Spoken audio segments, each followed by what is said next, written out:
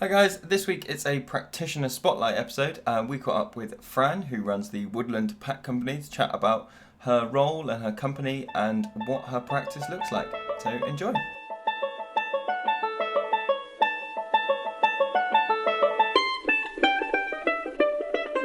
You're listening to the Forest School podcast with Lewis Ames and Gemma Southerden.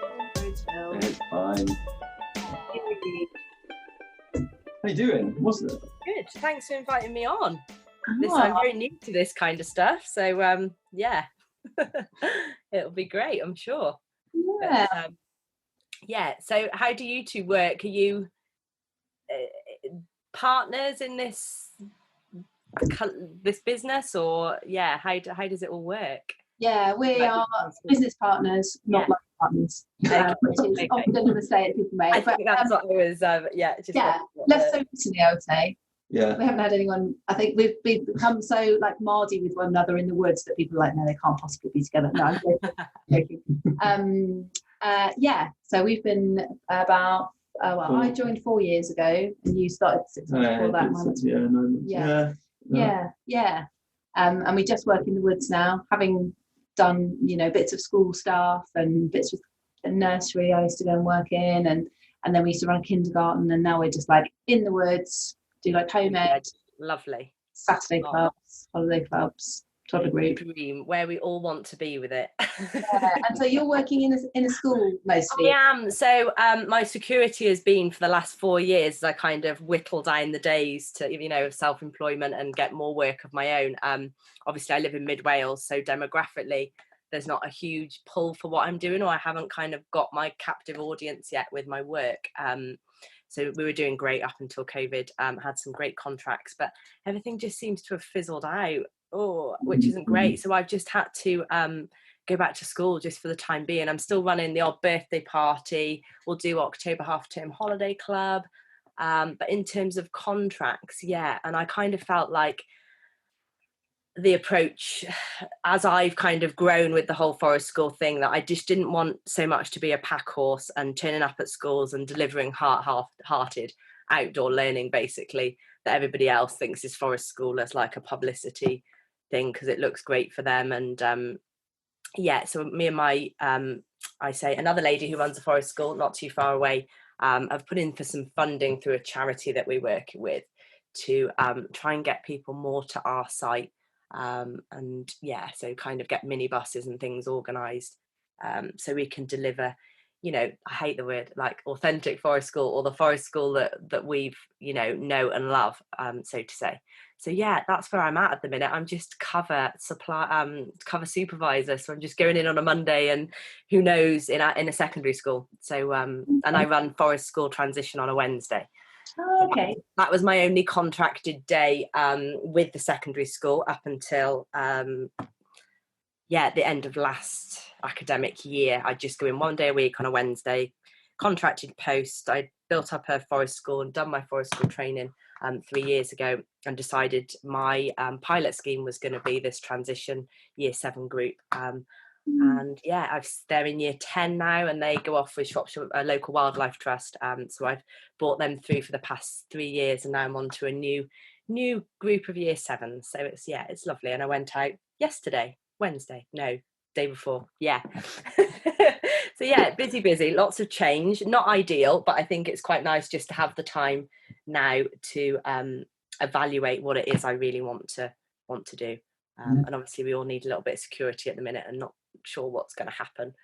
And I just need to be true to my word and just be like, I'm not, giving in and going back to school, but it's a case of having to, with finances and stuff. So it's a long journey. This is just it's exhausting, but it's okay.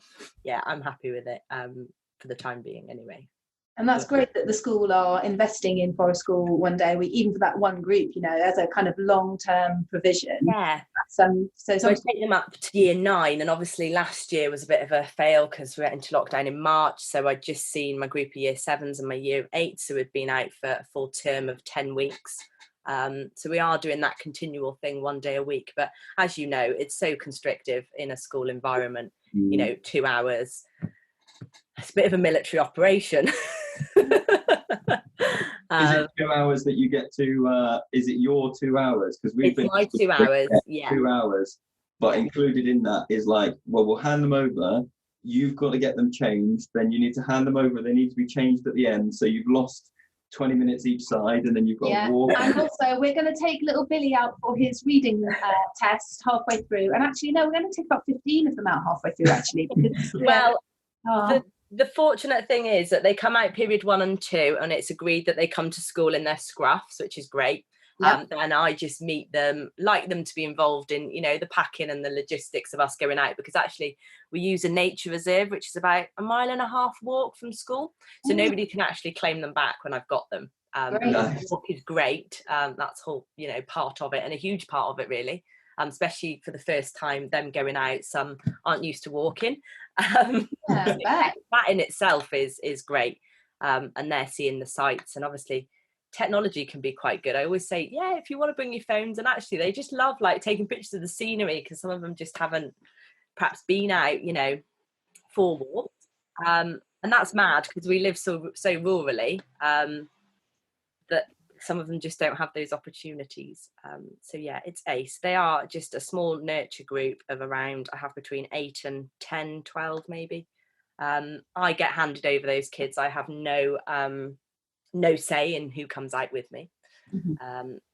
They're generally like LAC, pupil premium, all those labels that schools do. So it's nice, that kind of confidence, low self-esteem group. So we're just starting out on that journey now, so quite late into the term, but I've still got 10 weeks between now and Christmas with them, so we'll see how we go with that. That's interesting, you talking about them bringing their phones, because that is often quite a kind of controversial topic in forest, isn't it? So some people are like, this is like the escape from technology. No, there's no way I'd allow them to have their phones. We don't do that. I do just say purely for kind of pictures and capturing those moments, because they might want to go home and share it with their parents. That's quite nice when they've got that visual kind of connection with where they've been today. They can show them, or maybe they want to go back there, take their parents at the weekend. I kind of feel if they're using it within certain kind of, they don't tend to have them out playing on them, of course, but that, I think I kind of encourage that. But I read a book. It's a couple of years old now, a book called Addicted, which is about social technology and how it works on our brains. The stuff that's going around now, like, it's the colours of Facebook notifications, and it's the blah blah blah.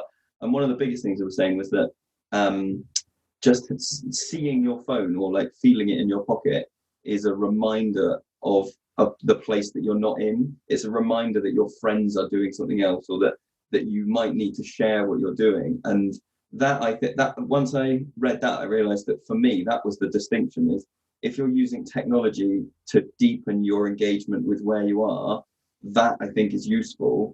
If it's technology that is constantly pulling your mental space back to your peer group, or to school, or to your work emails or whatever, that's when it's detrimental. It's that taking you out of a space, But if, let's say, if it's just photographs, that is just deepening your understanding, isn't it? Or like looking up something, like we found an insect and we don't know what it is, and we're going to look it up on our phones and find out more information right here and now, instantly. We don't happen to have a book on us or whatever.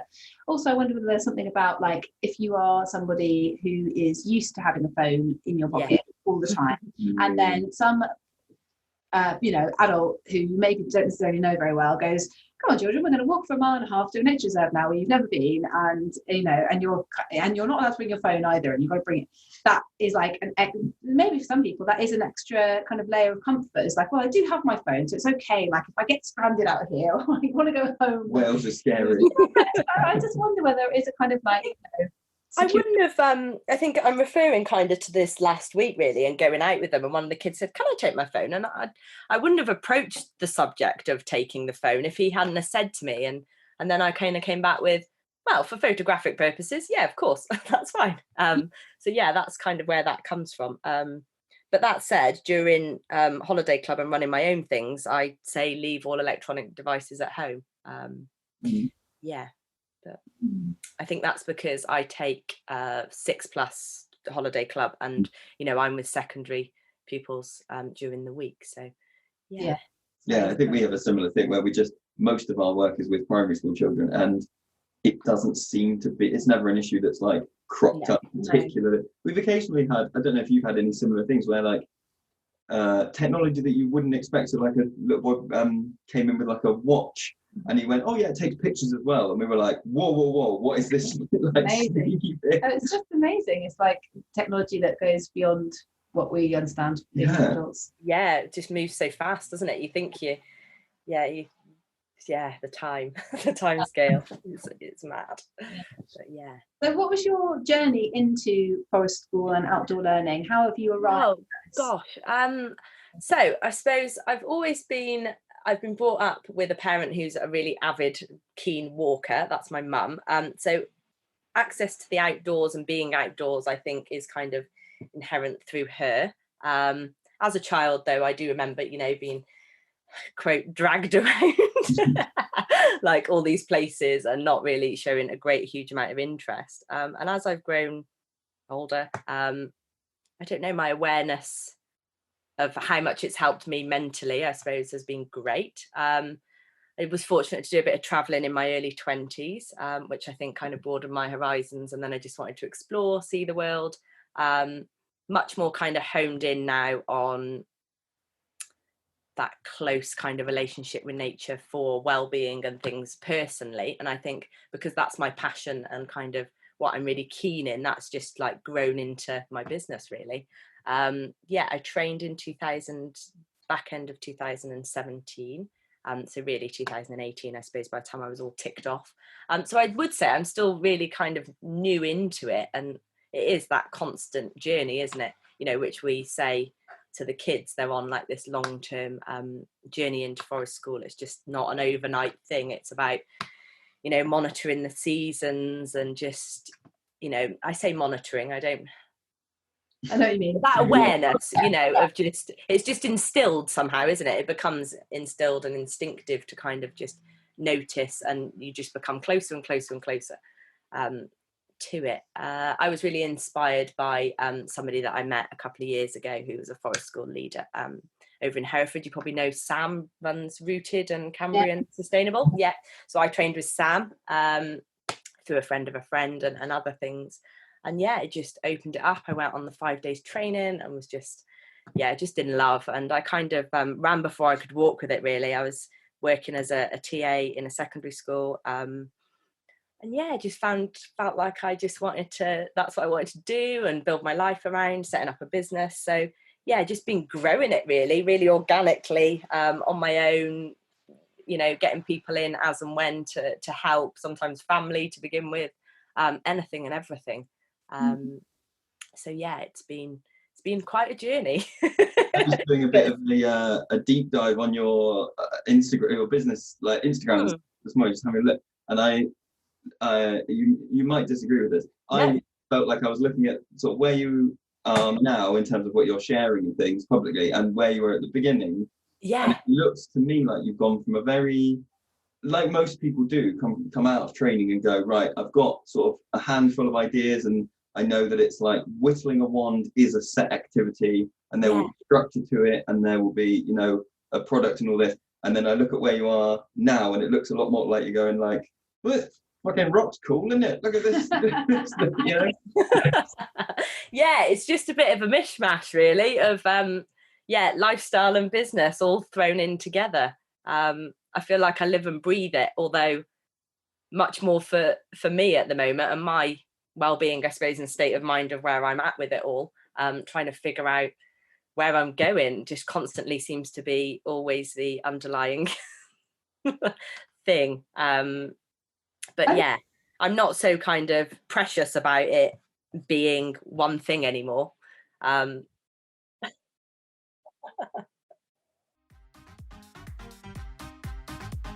Find out about CPD courses at childrenoftheforest.com.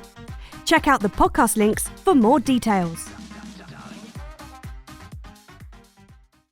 Yeah, and that really comes across, and it's really lovely. There's a really lovely tone to your posts, and so much kind of joy and passion in nature, which I think, as you're saying, kind of it's like a mixture of the personal and the business. But actually, I kind of feel like with Forest School, there is a kind of meshing of that, isn't there? We talk often about like you've got the forest school principles, and to be true forest school, it's going to meet these things, but then also forest school is really what the leader makes it. You bring yourself to it, don't you? It's very holistic from the leader's perspective, and you bring your interests and your passions to it. So I think that comes across in your Instagram feed in terms of you're passionate identifying a mushroom or whatever. It's kind of illustrating and advertising that is a benefit that the people who might come to your sessions will also gain from. So I think I hope people see that. I haven't, it's nice that you've picked up on that, because it's something I suppose that does lurk in there. What do people think I'm actually trying to sell at the end of the day? I'm just selling nature, really. Getting people to be curious and learn every day. There's something to be learned, isn't there, out there on a daily basis? Which, really it is very different to lots of professions, I think, Forest School, where if you were, say, I can't think of a good example now. If you were a mason or a bricklayer or something, you might walk past a building site and you'd be like, okay, I'm not at work now. I'm not interested in that thing. But I can't imagine a forest school teacher walking past like a fungus and going like, I'm not actually at forest school now, so I don't care. You can't switch that off. Yeah, if anything, it makes it even more. I was going to say it makes it even worse, and I mean that in terms of if your friends and family who maybe aren't so into nature, and you're just going, look at this, and actually the longer you deliver forest school, the more you're like that as a person to hang out with. Some people will be like, yeah, that's really interesting, and people are like, oh god, it just takes you on so many tangents, doesn't it? And I think, I'm less hell bent on kind of the whole planning thing so much anymore, because I suppose my confidence has grown in terms of today will be what it will be and what we find, and trying to instill that in kind of young people. Is really lovely. You must have a certain degree of confidence to have gone, because you recently went to the Jurassic Coast, didn't you? And just walked. I did, yes, little 3-night stint. That was great. Literally booked it on the Sunday and went. Didn't stay in like usual digs really. We'd normally look for something, maybe a bit quirky, Airbnb, I don't know. Would have gone camping, however my partner was like, no, Storm Francis is coming, that's not happening. So I wonder if we'd done as much walking as we had if we'd been camping and that kind of thing. We actually ended up staying in a guest house. So we had a hearty breakfast and all those nice things, I suppose, in the morning, which was new to me. Staying in that kind of accommodation, but meant we got to explore lots and have a good breakfast in the morning, to get us going and out. But I say first time in that neck of the woods. It's not really. I went as a child, apparently. Don't really recall, sadly. And what captivated me to go there was obviously the coastline and walking some of those footpaths. And my partner's from Norfolk, and we'd been down there earlier in the year to see his parents. And I don't know, after running Holiday Club, I just wanted some sea spray and that kind of. So it was perfect time to go after the storm or during the storm, because the storm apparently hit mid Wales much harder than it did us on the coast, funny enough. So it was ace. What kind of things do you do? So if you're like, I know a lot of we're quite unusual that we run forest school together, and we're kind of a team in that way. And you're saying that sometimes you work with another forest school leader, sometimes friends and family have supported you. But I kind of feel like we're getting into that winter period now, where it's like, right, knuckle down, and you kind of and you need sometimes. I talked about it on the podcast before, haven't we? About like what you kind of need to kind of sustain yourself and keep yourself kind of supported, either by the people or through like CPD or your own kind of experiences in nature. Do you have kind of stuff that you do either regularly or kind of in the diary long term, where it's about kind of supporting you? That's funny you say that. I find it's very hard when you're trying to develop and run a business, obviously, and that to be your sole income, to then put yourself through training and all these other things becomes like further and further out of reach, doesn't it? And I think that's why, for me on a daily basis, is just going out, learning something new in nature or finding something is something I turn to on a daily basis, is making sure I go out, get a walk, fresh air. all those kind of things. Doing a few more kind of Zoom, on mushrooms and things with the FSB. I've been in a few of those calls.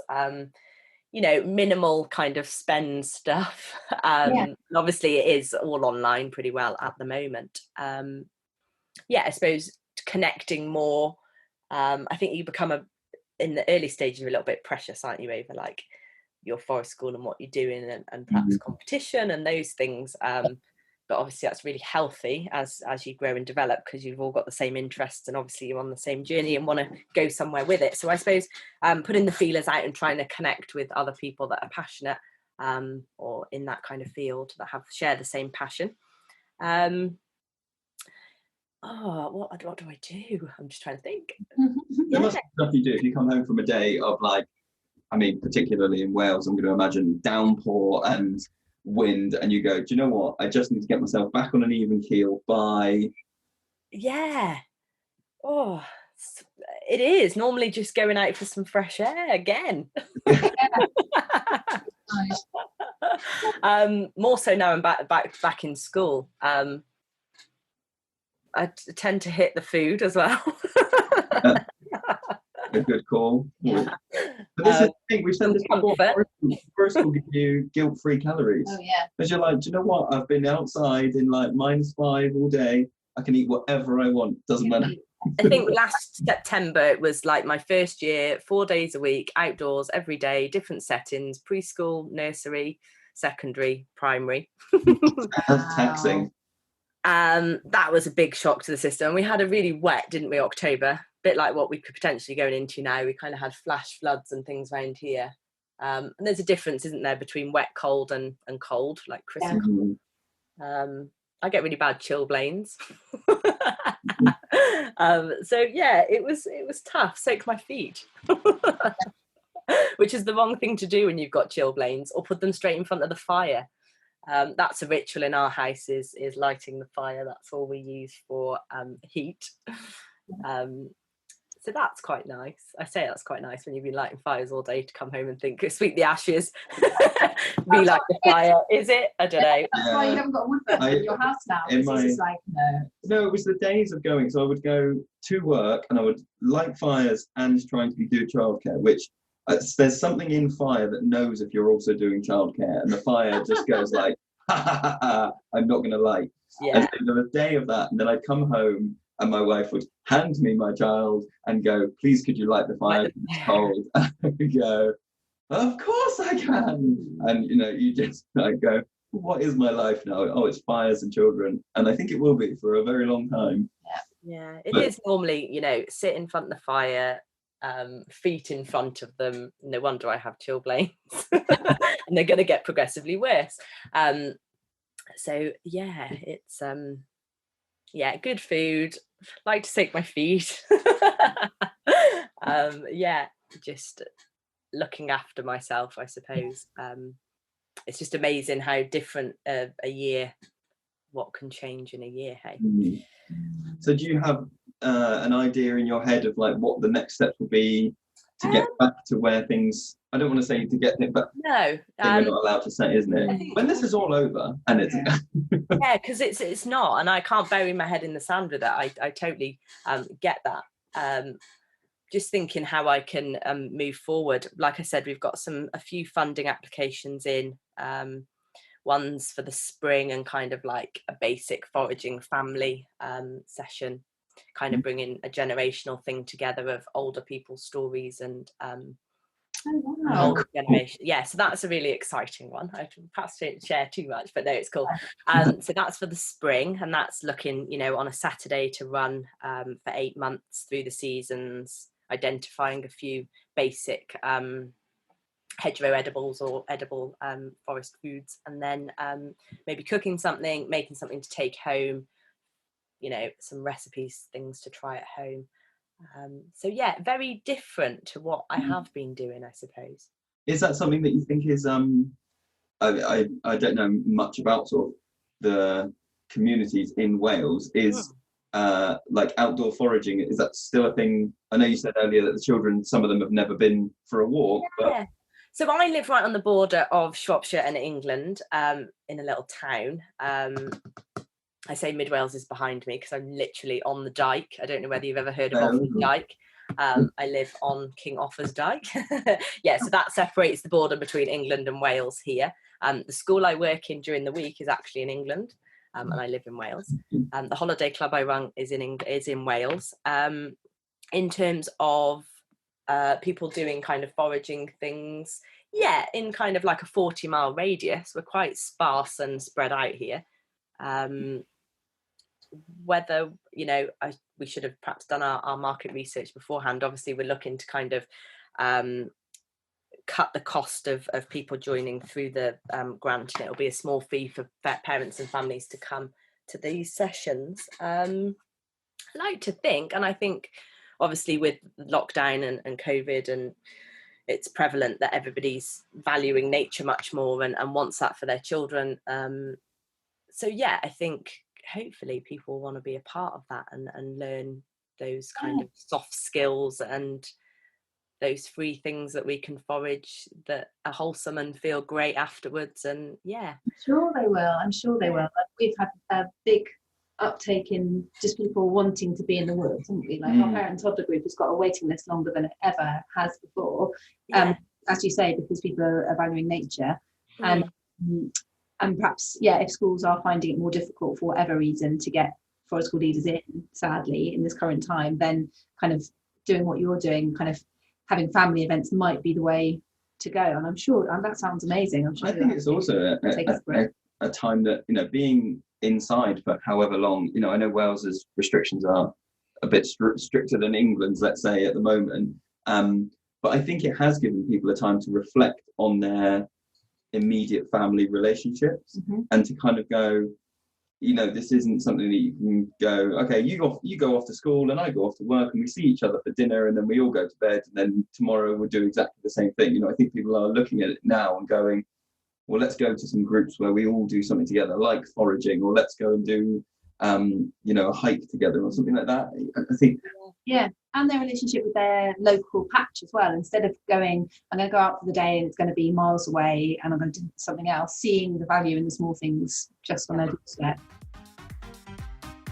Applications for Forest School training are now open at childrenoftheforest.com. Check out the podcast links for more details. I think that's perhaps what I'm trying to show people as well through kind of what I share my content, that, you know, you don't really need to go far. It's just that kind of switch in mindset, isn't it? Or is it a switch? I don't know. It's the more you look, the more you find. And that kind of approach. It's funny because one of the things have been thinking, I said until I had children of my own, I perhaps wouldn't do the tots and the younger groups. But that is on the cards potentially. I think offering something out, and I don't know, in Wales, I'm registered with Care Inspectorate Wales, and I see you guys are registered with Ofsted and other things, and trying to, when I first decided I was going to set up a holiday club in Wales, I felt like there was just so much red tape to do in that, because in England you can run a holiday club, as you know, for 14 days without being registered, all etc., whereas in Wales the kind of application is to fit into that childcare box, and it becomes much more about childcare than the experience, and, you know, that whole ironing that out has been tough. But yeah, I'm not sure if I open as a holiday club, then obviously I'm bound to those rules and regulations and stuff. And I just wondered how you guys had found that with running Forest School under kind of Ofsted and things. I perhaps should have sent you honest question, but so I think so the way that the English system works is that there's two registers, and we have so there's like a childcare register and then there's an early years register, and we've been part of both. You've handled more of it. My impression is that the childcare one is, let's check you're doing safeguarding, let's check you're doing first aid, let's check everybody's safe, but there's very little focus on content. Yeah. And the early years register is if you have anybody under 5, Yeah, 5, so that they would be in year 1. So they can't, if they've been 5 before the 1st of September. And that's the one that's very like, even if you're a completely off the walls thing, they will still come and expect you to do literacy and maths and the national curriculum and whatever. So that was one of the things with our kindergarten that was quite tricky, was because the early years rule, the early years inspection framework will say, well, is it a text-rich environment, or are there lots of books on offer for the children to read? And you can't just put, no, it is a forest. You have to jump through certain hoops, which at times is more difficult than others. And sometimes, like, I think I saw that as quite a kind of positive challenge to try and kind of like, and a lot of the time it didn't feel like a shoehorn. It felt like, oh, okay, I just have a bit like when I was teaching in secondary for years before I was a forest school teacher, and there was always this kind of like debate going on both in my head and with friends and colleagues about like, oh, I disagree with this system, or the system is a challenge to me. Do I just chuck it all in the bin and leave, or do I try and be like a round peg in a square hole and try and like twist it, like find the loop, not loopholes, but find a way to do what I need to do from in that my own way, in a way that I think is best for the kids. And most of the time, I'd say running the kindergarten felt like that. It felt like, okay, I can do that without like compromising my own ethos too badly. If it just means like we're gonna make sure that we put up some signs, like which we did, and make sure that we do this, and that's okay. And maybe it does improve our practice. It's quite interesting to have that kind of external thing. The ones that they were kind of like, have you thought of? And then it would be like, have you thought of having some construction area? Have you thought of making sure there's something that they can crawl under? And then you go, oh God, I wouldn't really have thought about crawling under. Maybe I can build that stuff in.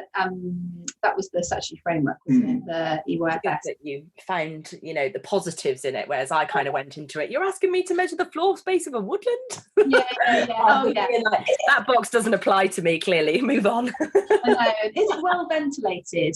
And lots of stuff about fire regulation. Yeah, how many fire doors were installed in site? And I had to put 0, and then they were like, well, why have you not got fire doors? And so, because we don't have doors.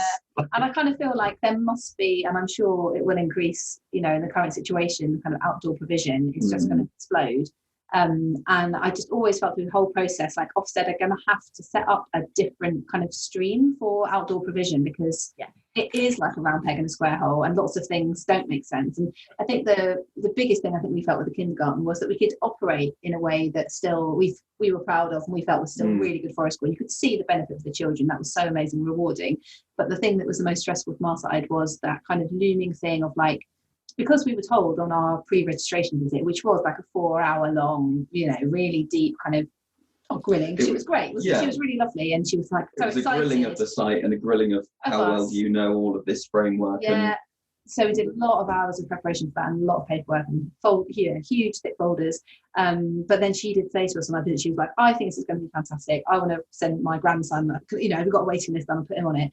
But she also said, when you do get inspected, and how it was 18 months at that time, and then they made it longer.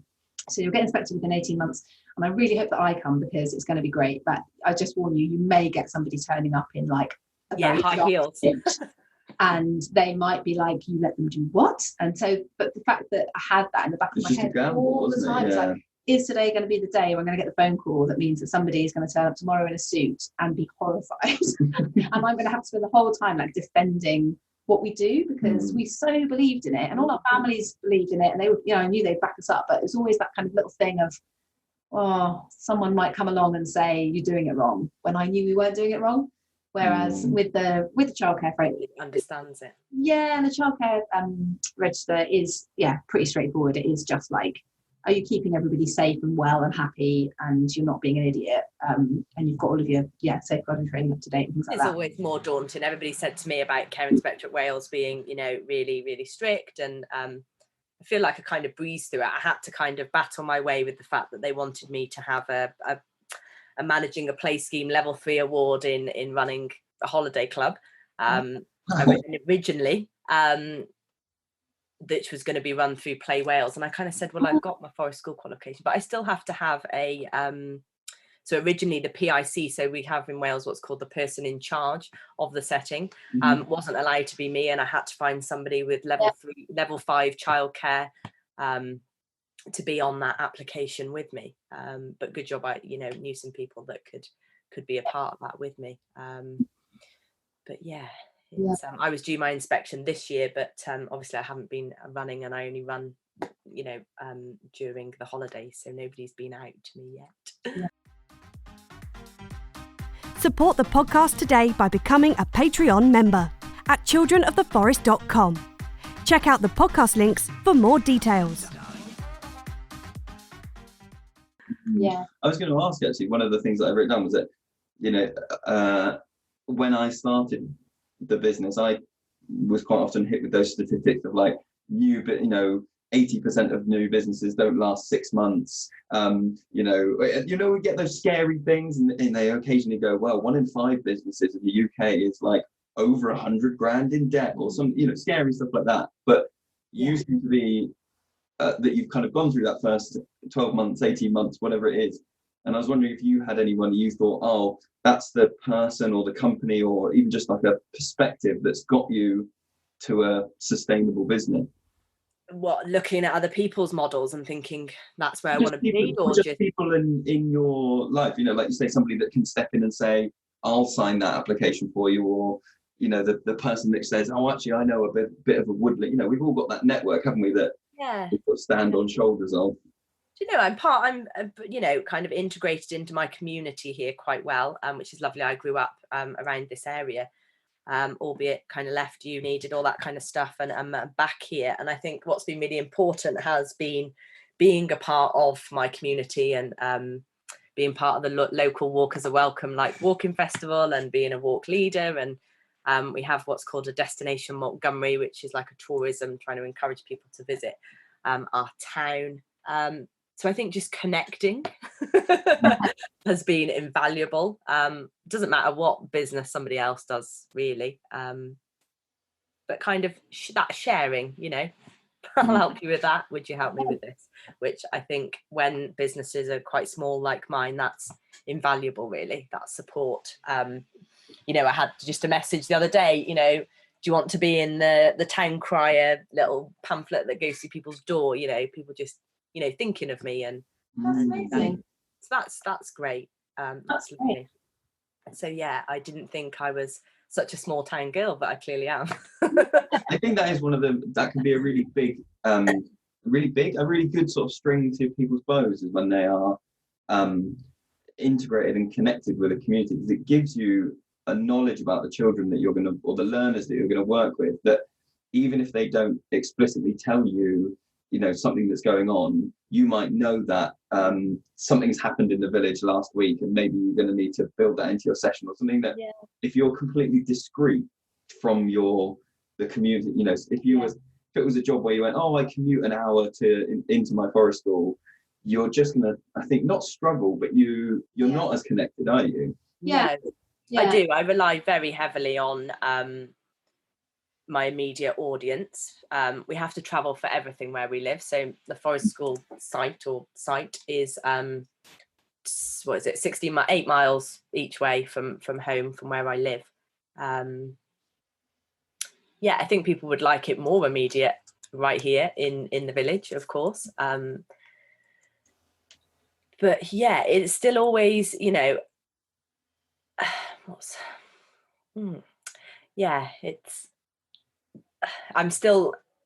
I worry about, once those kids have kind of grown up, targeting that next group of young people, with still wanting to come. Does that make sense? Yeah. I don't know. Still, demographically, like I said, we've got a couple of schools locally, and very different areas, pockets to where I live. And I think what's really hard is the fact that I am like a sole trader and not a community interest, and trying to get access to funding to support the community is hard without going through somebody else, like a charity or whatever that I do work alongside. And whether I change my model going forward is something I'm thinking about. that is a question that comes up a lot on kind of forest school Facebook discussion groups. It comes up every week, I feel, and for us, it also comes up regularly, isn't it? It's like, you know, what should we be a CIC? Should we be a CIC? And it's lots of people kind of questioning it, and I wonder if it should be somehow more. There should be more advice for us. I mean, we're kind of overlooked as a sector anyway, aren't we? So kind of, I just you know, nationally, I haven't heard of forest school. They're like, what is that? But it would be good if that kind of was almost like the default model for forest school. It was like, let me give you some advice. Just become a CIC to begin with, and then I think it's will be over. But I don't know if that's true. I don't know. Is it harder to change now that you've, you know, done all that legwork? And then, like, I don't know. I don't know how I feel about it. Or it's not like we do it for the love of the money anyway, you know. Or and so much goes back into building it up. And I think the costs in what we do are really overlooked by outsiders, maybe. And you know, we are using nature and natural resources, but it's still got to be secure and safe, and it is quite kit heavy, can be, and there's a cost, isn't there, to that? And it's making things affordable for families and as well. And I feel like trying to find that balance is hard. You know, I've got this set price and it's not accessible to everybody, and I wanted this to be accessible, but it's so hard to make it accessible for everyone without some kind of support or funding, really. And I'm sure, you've been through that yourselves with setting yourselves up, but hopefully, you know, like I said, it's my business has grown through word of mouth and community, really. I definitely don't think I get business through my captive audience. My local community are my Instagram followers by any means. They're my Facebook followers, but I have a deeper connection with Instagram. I think it's that visual thing. I think we could say that was one of the main reasons we got in touch with, just that your Instagram is so, I can't think of a better word than captivating. It is just very pleasing to look at whenever stuff comes up. I think, I don't know, it might stem, my degree was in applied art, so kind of like that creative sketchbook journaling, kind of used to do lots of that, sticking, you know, cutting that's kind of scrapbooky thing, although it's can be much more polished in my Instagram, and that's frustrating as well. I think that we get into this everything being polished when actually what we do is bloody messy, and maybe we should start. If only people could see that kind of beauty as well, Okay, we're going to start a joint Instagram, and it's just called Actual Forest School, and it's all blurry photos, and like there's mud on the camera. In the side, it'll be like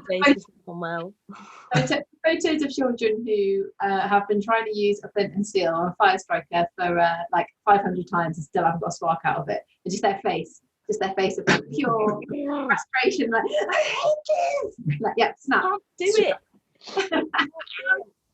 Possibly the moment after, well, I'm afraid we've only got one axe, and the look of that kid being like, wow, we've run out of cotton wool. That is the last bit of cotton wool. There you go. Please. But that is kind of sad that we're not even, you know, I'm guilty of not always showing that kind of rawness of what we do, or be able to express it through like language and words. So there we go. Well, thank you very much for giving us a bit of your Friday afternoon. Is there anything else you wanted to add, or that we should have asked you that we didn't get around to? Not at all. No, it's just been nice to be offered and given the opportunity. It's been great. No other questions. But if people have had a listen and want to find out a bit more about what you're doing, or where can you go? They can find me at the Woodland Pack on Instagram and Facebook and Twitter and all those other things. I can't say it's all current, but run a holiday club here in Mid Wales if anybody really wants to drive. Passionate about getting children outdoors and connecting, even adults, everybody. should just do it for their mental health and well-being. Although if everybody did it, then there'd be no space for for us all. Maybe some do need to go to the cinema and do other things. But yeah. Brilliant. Well, thank you. We'll have a lovely afternoon. Thank you. And I might drop you a line at some point, maybe for some advice or other things. Hopefully we've connected now that that's okay to do that. Brilliant. Okay. Cheers, all right. Cheers. Bye-bye. Bye.